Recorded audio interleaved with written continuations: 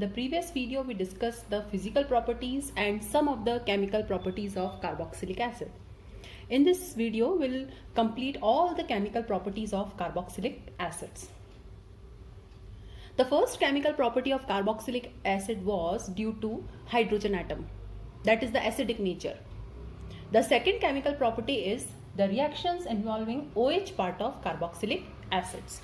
So let's discuss these reactions. The first reaction is with PCl5, PCl3, SOCl2, and in all these reactions your OH will participate. So suppose this is my carboxylic acid. Now if PCl5 is added, so this part will take part. So it is RCOCl plus POCl3 plus HCl. Means these reactions are due to alcoholic group. Suppose this is carboxylic acid. If I add PCl3, then 3 molecules I have to take, and I will get 3 molecules of this compound plus H3PO3. Now this byproduct is known as phosphorus acid. And what we get basically acid chlorides. And acid chlorides are your acid derivatives. Likewise, if I am having carboxylic acid, if I add SOCl2, this SOCl2 is known as thionyl chloride. So I will get this acid chloride plus SO2 plus HCl. So in this reaction, your alcohol group is replaced by your chloride group.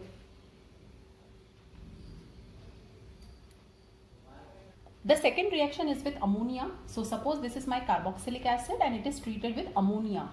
So what I will get? Now this OH is replaced. So OH from here and H from here.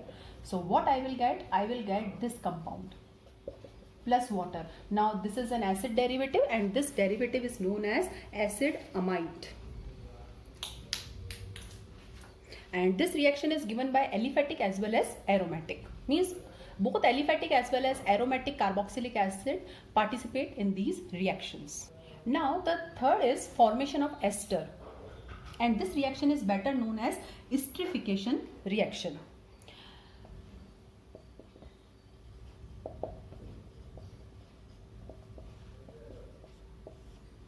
Now in esterification reaction, acid and alcohol take part. The reaction occurs in the presence of concentrated sulfuric acid and it is heated. So what will happen? OH is removed from acid and H is removed from alcohol. And we get a fruity smell of ester. So this is my ester. Esters are named as alkyl alkanoate. So this is ethyl ethanoate plus water. So 3 derivatives we have prepared, that is acid chloride, acid amide and esters. Now the last derivative of carboxylic acid is acid anhydride. So now we'll discuss formation of acid anhydride. For acid anhydride, we require 2 molecules of carboxylic acid and they are heated. Okay, you can take any dehydrating agent, but generally we take here P2O5, that is phosphorus pentoxide, OH from here and H from here. Water is removed and we'll get this compound. This is acid anhydride. This compound is ethanoic anhydride plus water. So this is how you can convert carboxylic acids to the corresponding acid derivative.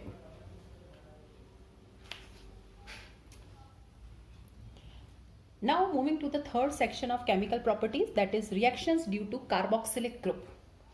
So we have seen that in carboxylic acids, the H atom participates, the OH group participates, and now the carboxylic group itself will take part. And the first reaction here is decarboxylation. And this reaction is very important because D means removal, carboxylation means CO2. So there is removal of carbon dioxide. So let's see how this reaction occurs. Suppose this is my carboxylic acid. It is treated with this mixture, and this mixture is known as soda lime. And what is the function of this soda lime? Removal of carbon dioxide. So this carbon dioxide part will be removed. And this carbon dioxide will combine with this NaOH, and ultimately you will get CH4, CH3 and H, CH4 plus Na2CO3 plus water. So what is happening in this reaction? Ultimately, here I am having 2 carbon acid, but here I am getting only 1. So this reaction decreases the length of carbon chain. So if you want to reduce the length of carbon chain, convert that compound to acid and then decarboxylation can be done. For example, propanoic acid can be changed to ethane. Here ethanoic acid is changed to methane.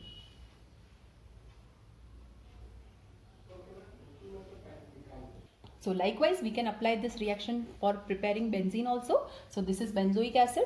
It is treated with soda lime. We'll get benzene plus Na2CO3 plus water. So there is descent of series. The length of carbon chain decreases. Suppose one question is there that convert ethanol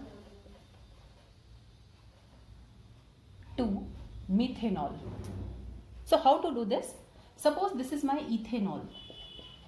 First I will oxidize this to carboxylic acid. So this is now ethanoic acid. Now it is heated with soda lime. What will happen? This carbon dioxide part is removed and I will get this methane.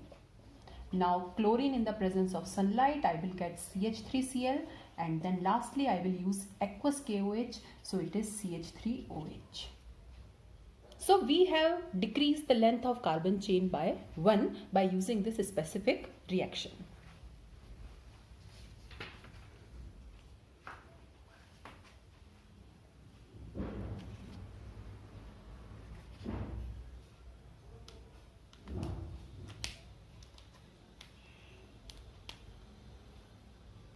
Now second reaction in this category is reduction reaction.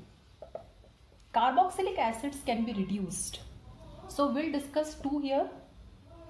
First is, suppose I am having this carboxylic acid and it is reduced by 4H. Okay, you can use any reducing agent here. You can use LiAlH4, you can use NaBH4, you can use hydrogen in the presence of nickel, platinum, palladium. So both the bonds will break. 2H here and 2H here, and ultimately I will get primary alcohol. So carboxylic acids can be reduced to primary alcohols. Suppose I am having benzoic acid, 4H, this bond will break, so I will get this CH2OH, 2H here and 2H here, and plus water is the product, byproduct. So carboxylic acids upon reduction change into primary alcohols. But suppose if I change the reducing agent. Okay, so second reduction is with red phosphorus and Hi. Okay, and this is a very particular reducing agent, very specific. Okay, so suppose this is my carboxylic acid and I use red phosphorus and Hi. So in this case 6 Hi I require. 6 Hi means how many hydrogen atoms? 6. This and this. Both the bonds will break like this. So 2H here, 2H here. Now this bond is also breaking. So 1H here and 1H here. So what you are getting? CH3 plus 1 water from here and 1 water from here. So 2H2O. So with red phosphorus and Hi, 6 hydrogen atoms are provided and both the bonds will break. Oxygen, double bonded oxygen also breaks and OH also breaks. And we get alkanes.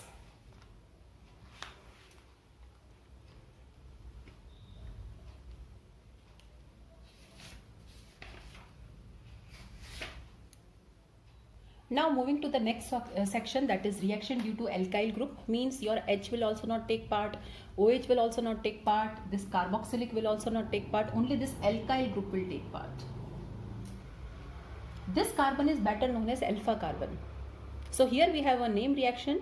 that is Hell-Volhard-Zielinski reaction.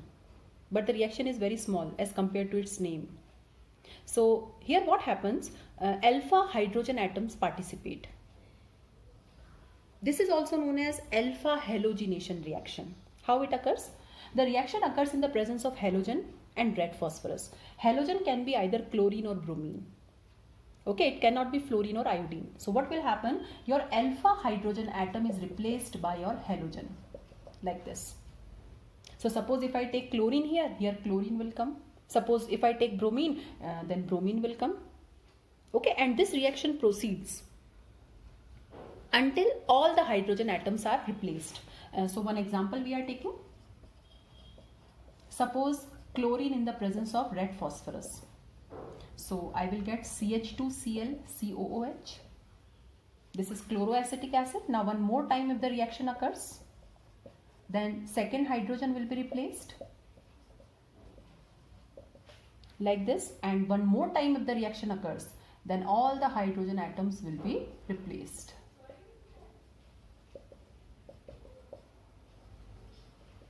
Trichloroacetic acid. So this reaction is known as alpha halogenation reaction. So now continuing with the chemical properties only, the reactions due to benzene ring. Now carboxylic acids are meta directors. Okay, if we make the resonating structures, you can see the positive charge appears at ortho and para positions. So they are meta directors. So first reaction is halogenation. Now they are deactivating groups. So halogenation occurs in the presence of a Lewis acid. So suppose I am having this benzoic acid. Suppose bromination is done. So I have to use anhydrous FeBr3. This is Lewis acid. So what I will get? I will get this compound, meta-bromobenzoic acid. Okay, meta products will be formed. Second is nitration. It occurs in the presence of concentrated HNO3 and concentrated H2SO4. And what I will get? I will get meta-nitrobenzoic acid.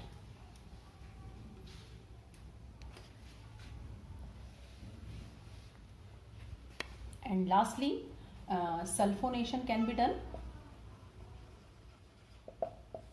Now, sulfonation occurs in the presence of concentrated sulfuric acid. So this is my benzoic acid, concentrated H2SO4. So I will get this compound. To the meta position, the SO3H group will come. That is 3-sulfobenzoic acid. So these were all the chemical properties of carboxylic acids. And with this, the chemical properties are over.